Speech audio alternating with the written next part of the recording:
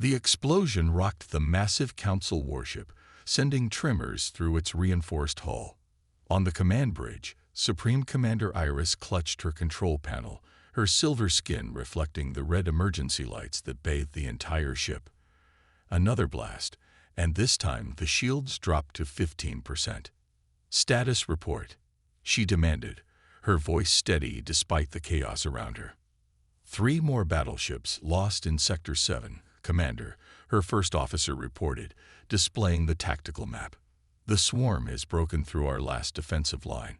We're losing the Orion arm." Iris watched as the red dots representing the swarm ships moved closer to their position. The blue dots marking Council ships were blinking out one by one. After 50 years of war, this would be their last stand. The mighty Allied Galactic Council, with all its advanced technology and centuries of space warfare experience, was about to fall to the mindless hunger of the swarm. "Send the evacuation signal to all civilian worlds in the sector," Iris ordered, "and keep broadcasting the distress call on all frequencies." Meanwhile, 3 light-years away, the Earth Space Force's first deep space fleet was about to make history. Admiral Tom Reed stood on the bridge of the ESF Defender, Earth's first proper warship built for interstellar travel. His fleet of 20 ships had been on their way to formally request membership in the Allied Galactic Council when they picked up the distress signals. "Play it again," Reed ordered, his weathered face illuminated by the holographic display. The message crackled through the speakers. "This is the Allied Galactic Council Defense Force. Our positions are overrun. The swarm advances. Any nearby civilizations, please assist. We cannot hold." Reed looked at his tactical officer. "Analysis. Multiple energy signatures consistent with large-scale space combat." "Sir," the officer replied, "something big is happening out there. But our sensors weren't designed to read this kind of advanced technology. Most of it's just showing up as noise." Reed walked to the front viewport, watching the stars streak by as they traveled at faster than light speed. His fleet wasn't much by galactic standards. The ships were basically retrofitted cargo vessels and mining platforms, equipped with railguns, missile pods, and thick armor. They still used nuclear reactors while the Council presumably had antimatter drives. Their fastest ships could barely reach 10% of what Council ships could do. But they were humanity's best, and they were all Earth had to offer. "Send to all ships," Reed commanded. "Battle stations. Load all weapon systems. Prepare for possible combat operations." The crew moved with practiced efficiency. They might be new to deep space, but humanity had never stopped preparing for war. Even as they reached for the stars, they remembered the lessons learned in countless conflicts on Earth. "Sir," his communications officer called out, "I'm picking up more transmissions. The Council forces, they're retreating. Their defensive line is collapsing." Reed nodded grimly. "Time to arrival. 10 minutes at current speed." "Sir." "Show me the tactical display of the battle zone." The hologram shifted, showing hundreds of ships moving in complex patterns. The Council forces were in disarray, their formation broken. The swarm moved like a cloud of locusts, consuming everything in their path. "Look at their tactics," Reed mused, pointing to the display. "The Council ships are fighting like it's a naval battle in space, lined up, maintaining formation even as they retreat. But the swarm, they're fighting like an insect swarm on Earth. They don't care about losses. They just keep coming." He straightened his uniform and made his decision. Humanity had come to join the galactic community, but instead, they'd found their first interstellar war. The Council might have better technology, but humans knew how to fight against overwhelming odds. They'd done it countless times in their own history. "Send to all ships," Reed commanded. "This is not a first contact scenario anymore. This is a rescue mission. Weapons-free, combat spacing. We're going to show the galaxy what humans can do." The fleet of Earth ships accelerated toward the battle, their nuclear engines blazing against the darkness of space. They were about to change the course of galactic history, and they didn't even know it yet. Captain Jane Miller of the ESF Swift had seen many strange things during her years of space exploration, but nothing like this. Through her ship's viewport, she watched energy beams slice through the darkness of space, while strange organic-looking ships moved like angry wasps through the battlefield. The Council ships, sleek and gleaming, were beautiful even as they fell back under the relentless swarm assault. All ships maintain formation. Admiral Reed's voice came through the command channel. Captain Miller, you're authorized to attempt first contact with the Council forces. Understood, sir, Miller replied, then turned to her communications officer. Open all frequencies, standard greeting package. The Swift's communications array activated, broadcasting in every known format they could think of. Miller hoped at least one would be compatible with Council technology. This is Captain Jane Miller of the Earth Space Force vessel Swift. We received your distress call and are here to assist. Please respond. For several tense seconds, there was only static. Then a hologram flickered to life above her command console, showing a tall, silver-skinned being with glowing eyes. This is Supreme Commander Iris of the Allied Council Defense Force. The alien spoke, their words automatically translated by the Swift's computer. Unknown vessel. This is a combat zone. Retreat immediately. You lack the technology to survive here. A massive explosion lit up space behind the Council commander's ship, emphasizing her point. Miller stood her ground. With respect, Commander, we're not leaving. Our fleet is combat ready, and we're here to help. Iris's glowing eyes narrowed. Your vessels, they're using chemical propulsion. Projectile weapons, you're centuries behind our technology level. The swarm will tear your ships apart. Maybe, Miller agreed, but we're pretty good at surviving against bad odds.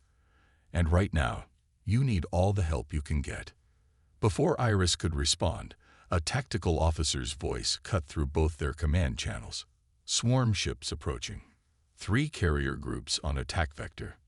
Miller watched as the massive swarm vessels moved toward them, their organic-looking hulls pulsing with strange energy. Each carrier was the size of a small city, launching waves of smaller attack craft. All ships, Battle Formation Delta, Admiral Reed commanded over the fleet channel. Show them what Earth can do.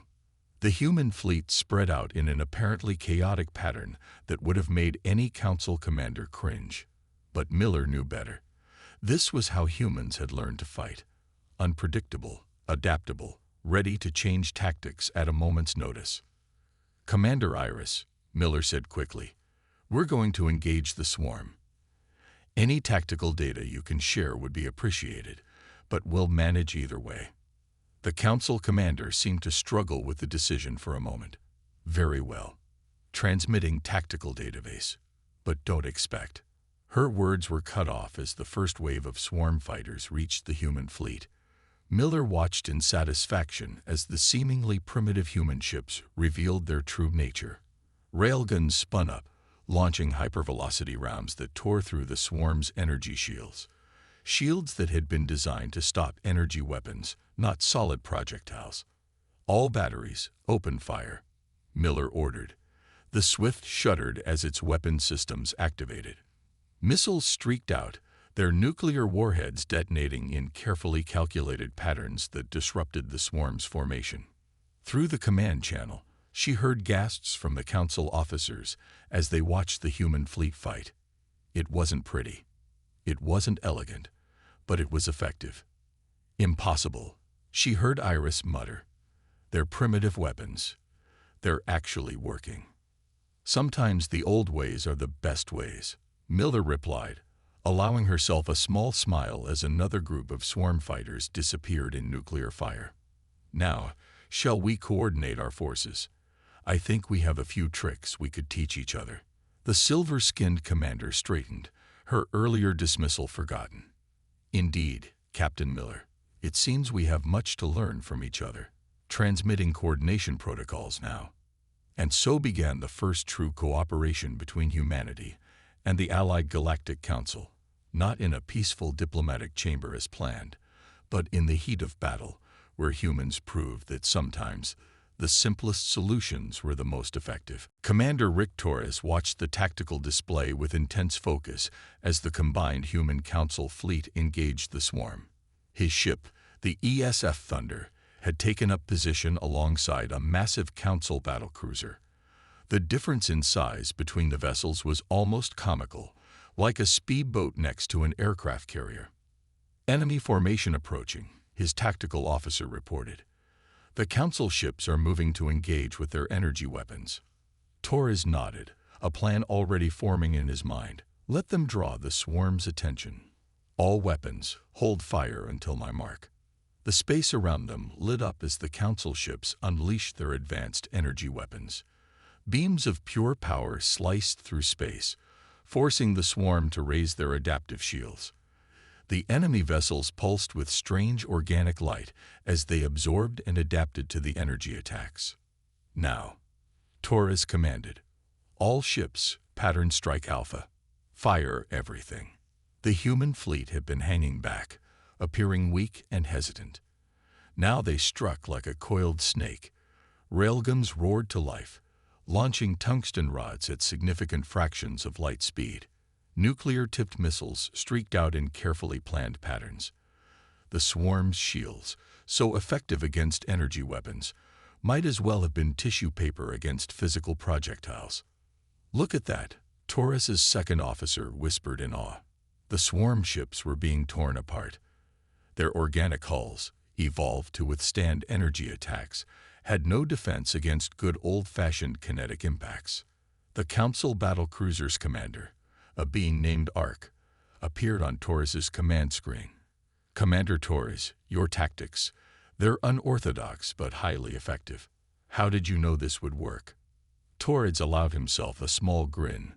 "Simple physics, Commander Arc. Your energy weapons are incredibly advanced, but they're predictable. The swarm adapted to them.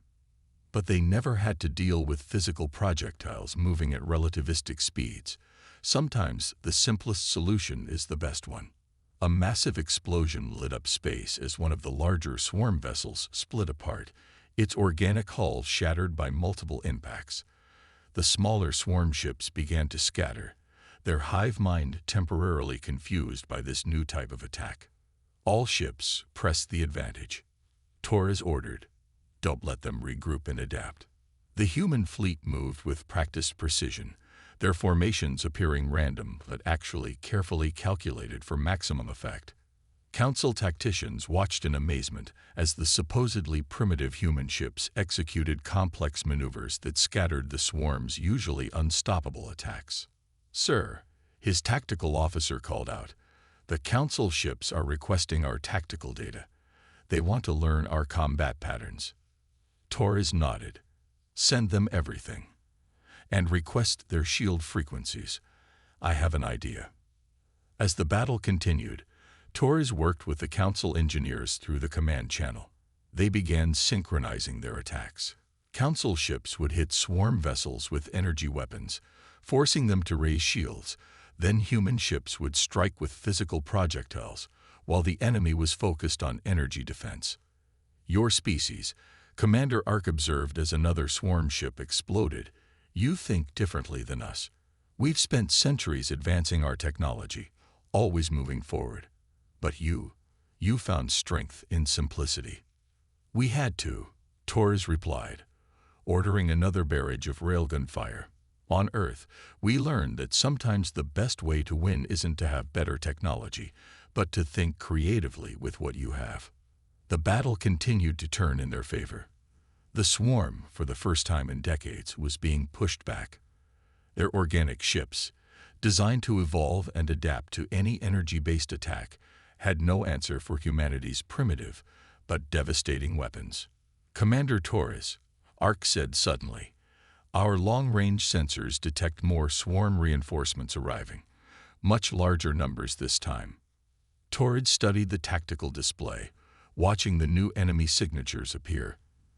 They had won this battle, but the war was far from over. Still, humanity had proven itself. They had shown the galaxy that sometimes the old ways, combined with new thinking, could overcome any challenge. "Well then," he said, checking his weapon systems, "let's show them what else humanity can do." Lieutenant Andy Baker was not a typical military officer. Before joining the Earth Space Force, he had worked as a mining engineer in the asteroid belts. Now, as he stood in the cramped briefing room of the ESF Miner's Dream, he hoped his unusual background might save them all. "It's crazy," one of the council scientists said, their hologram flickering as another explosion rocked the ship. "Using mining ships as weapons. It will never work." Baker pointed to his technical drawings. "Look, the swarm's bigger ships are practically organic space stations. They have to take in resources to grow and repair themselves. My mining ships are designed to attach to asteroids and extract materials. Why not use that?" Admiral Reed, watching from his command ship, leaned forward in his chair. "Explain your plan again, Lieutenant." Baker brought up a 3D model of a modified mining vessel. "We strip out the processing chambers and fill them with nuclear warheads. The mining drills are already designed to cut through rock. They'll work even better on organic hull material. We attach to the big swarm ships like ticks, drill inside, then detonate." The council members looked horrified at the brutal simplicity of the plan. Commander Iris spoke up, her silver skin reflecting the red alert lights. "These are mining ships. They're not meant for combat. The crews would be on suicide missions."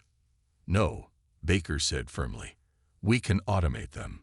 My team has already modified the control systems. We can pilot them remotely." Another massive blast shook the ship. Through the viewport, they could see more swarm reinforcements arriving. Their massive carrier ships looked like dark clouds against the stars, launching waves of fighters. Admiral Reed made his decision. "How many mining ships can we convert?" "We have 6 in the fleet," Baker replied. "Give my team 2 hours, and they'll be ready." "You have 1 hour," Reed ordered. "Council command, we'll need your ships to run interference while we prepare." The next hour was a blur of activity. Baker and his engineering team worked frantically, converting peaceful mining equipment into weapons of war. They stripped out unnecessary systems, rewired control circuits, and loaded the processing chambers with their deadly cargo. Remote control systems online. Baker reported from his new station on the Thunder. Mining ships ready for deployment. The battle around them had intensified. Council ships fired their energy weapons in complex patterns, keeping the swarm's attention focused on them. The human fleet's railguns and missiles struck from different angles, preventing the enemy from adapting to any single attack style. "Launch mining ships," Reed commanded. "All council vessels, commence Operation Trojan." The converted mining ships moved slowly toward their targets, looking like harmless industrial vessels. The swarm, focused on the more obvious threats, paid them little attention. It was their biggest mistake. "First ship making contact," Baker announced, his hand steady on the remote controls. Drilling sequence initiated. On the tactical display, they watched as the first mining ship latched onto a massive swarm carrier. Its reinforced drills, designed to cut through solid rock, easily penetrated the organic hull material. Second and third ships attached, another operator reported. Fourth ship approaching target. The swarm finally realized the danger, but it was too late. The mining ships were already burrowed deep into their hulls, like parasites infecting a host.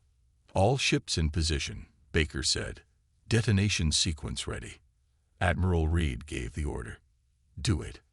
The nuclear explosions from inside the swarm ships were devastating.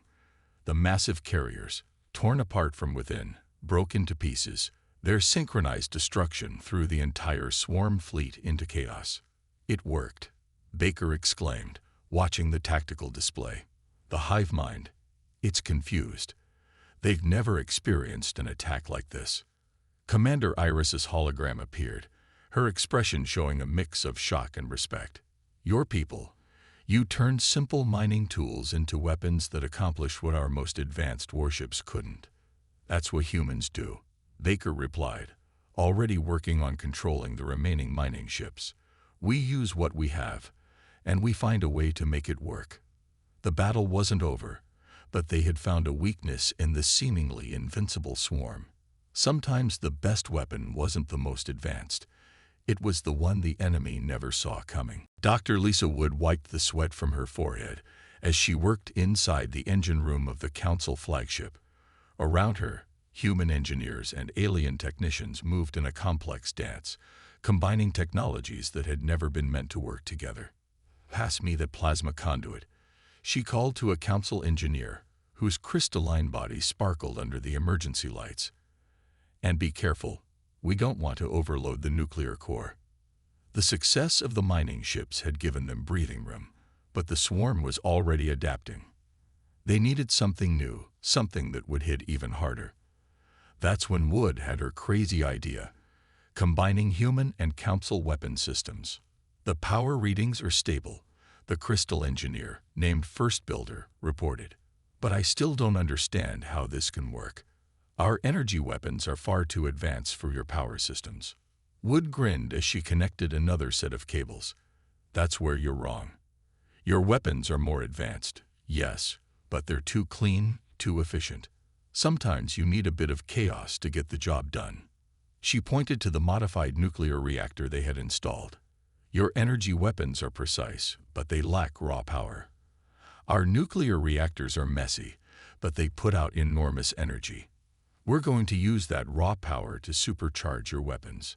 Through the ship's windows, they could see the battle continuing to rage.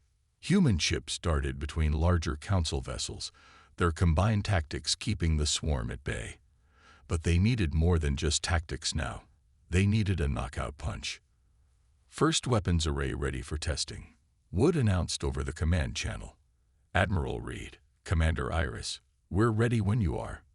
"Proceed with the test," both commanders replied simultaneously.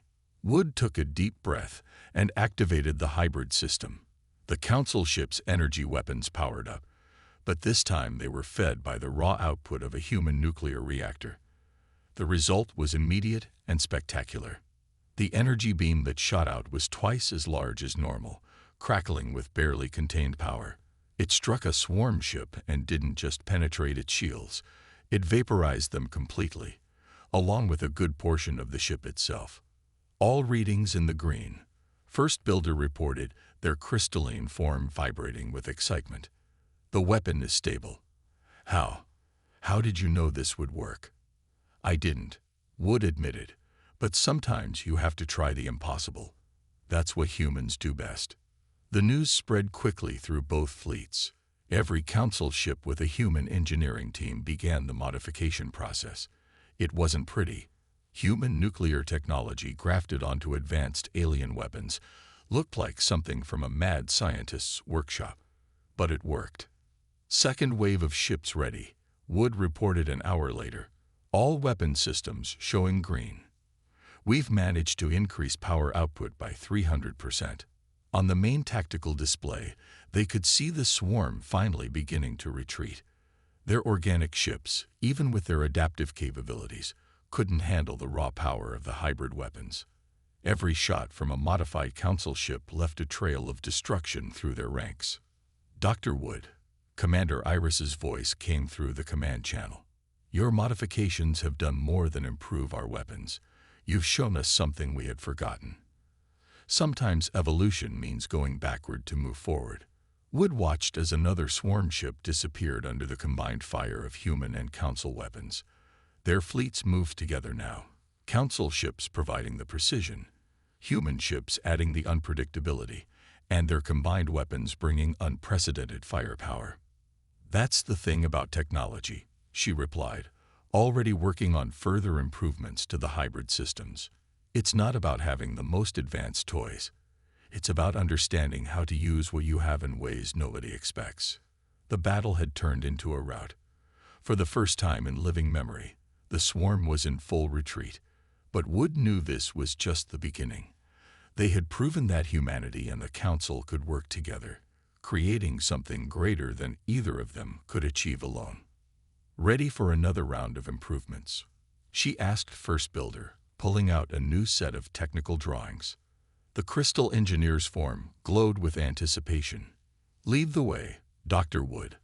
I believe we have much more to learn from each other. Major James Cooper had flown everything from old Earth fighter jets to experimental spacecraft, but nothing had prepared him for this moment. His fighter squadron, a mix of human and council pilots, flew in formation toward the massive swarm mothership. The enormous organic vessel pulsed with sickly green light, its surface writhing like the skin of some cosmic beast. "All wings, check in," Cooper called through the command channel. His own fighter was a hybrid creation, a human craft modified with council technology, just like everything else in this strange war. "Blue Wing, standing by," came the response from his human pilots. "Star Wing, prepared for assault," the council pilots reported, their sleek vessels glowing with energy. The plan was insane, but those seemed to work best against the swarm. While the main fleet engaged the enemy forces, Cooper's squadron would slip through the chaos and strike at the heart of the hive mind's control network. "Remember," Cooper broadcast to all pilots, "we're not here to destroy the ship. We just need to reach the central nerve cluster and plant the disruption devices. Dr. Wood says they'll do the rest." The squadron accelerated toward their target. Around them, the largest space battle in Council history raged. Human ships fired their railguns and missiles, while Council vessels unleashed their hybrid energy weapons. The swarm responded with waves of biological weapons and energy attacks. "Enemy fighters incoming," his wingman called out. "Lots of them." Cooper watched as organic fighter craft heeled away from the mothership's surface like scales falling from a snake. "Break formation. Attack pattern Delta. Don't let them predict your movements." The human pilots scattered in seemingly random directions, while the council pilots maintained their precise formation. It was a tactic they had developed together, the council's precision drawing the enemy's attention while the humans struck from unexpected angles. "This is Blue 3, a voice crackled through the comm. "I've found a weakness in their defense pattern. Sending coordinates now." Cooper's tactical display lit up, showing a gap in the swarm's defenses. It wasn't much, barely wide enough for their fighters to slip through, but it was all they needed. "All wings, form up on me," Cooper ordered. "Council pilots, give us cover fire. Human pilots, full thrust on my mark." The squadron reassembled, diving toward the gap in the defenses. Council energy weapons cleared a path while human missiles confused the swarm's tracking systems. They were getting closer to the mothership's surface.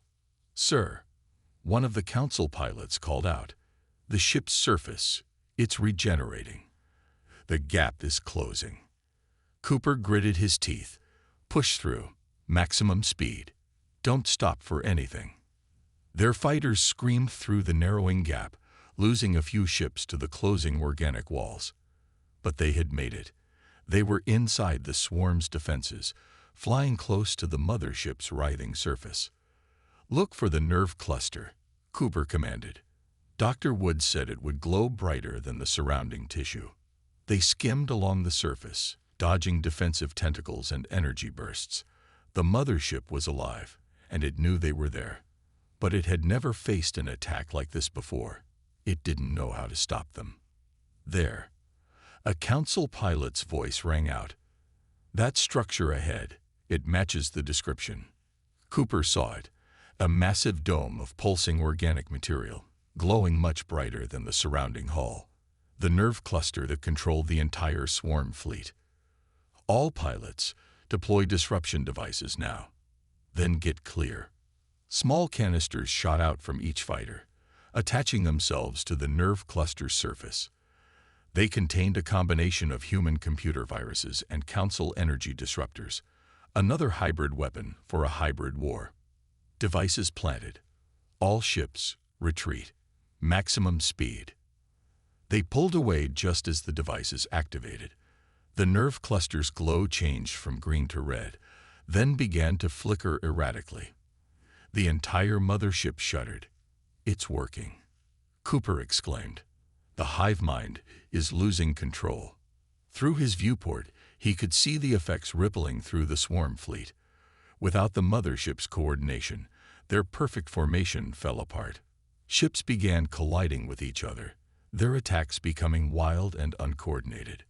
The combined human council fleet pressed their advantage, their synchronized attacks tearing through the confused swarm forces. Victory was within their grasp. Admiral Tom Reed stood in the Grand Chamber of the Galactic Council, his Earth Space Force uniform standing out among the elaborate robes and bioluminescent forms of the council members. The massive chamber, with its crystal walls and floating platforms, made him feel small. But he stood tall, knowing what humanity had accomplished. 3 weeks ago, he began, his voice echoing through the chamber. We came here seeking membership in your council. Instead, we found a war on the brink of defeat.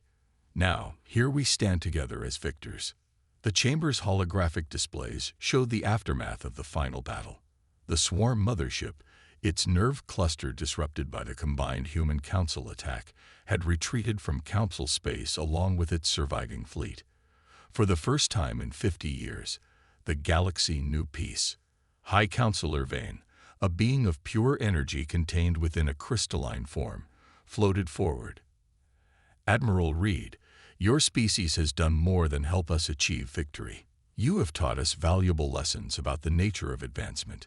The displays shifted, showing moments from the battle. Human mining ships converting into weapons, council vessels powered by nuclear reactors, fighters from both species working in perfect coordination. We had become too focused on moving forward, Vane continued, always seeking more advanced technology, more elegant solutions. We forgot that sometimes the old ways, the simple ways, can be just as effective. Commander Iris stepped forward, her silver skin now bearing proud battle marks. The swarm adapted to everything we threw at them, because we were predictable. We fought the same way, used the same tactics, relied on the same technology. Humanity showed us a different path. The chamber filled with images of the hybrid weapons and vessels they had created together. Council engineers had already begun incorporating human ideas into their designs, while Earth scientists were learning to combine their raw power with alien precision. Therefore, High Councilor Vane announced, we offer humanity not just membership in the Galactic Council, but a permanent seat on the Defense Committee. Your perspective, your creativity, your ability to think differently. These are qualities we need. Reed thought about everything that had happened.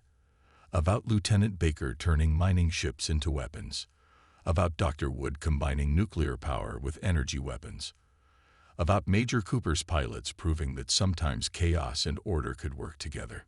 We accept, Reed said firmly, but with one condition. The council members stirred, surprised by this response. Vane gestured for him to continue. We don't want to be seen as your saviors or your superiors, Reed explained. What we achieved together. Every victory came from combining our strengths. That's the lesson we should take from this war.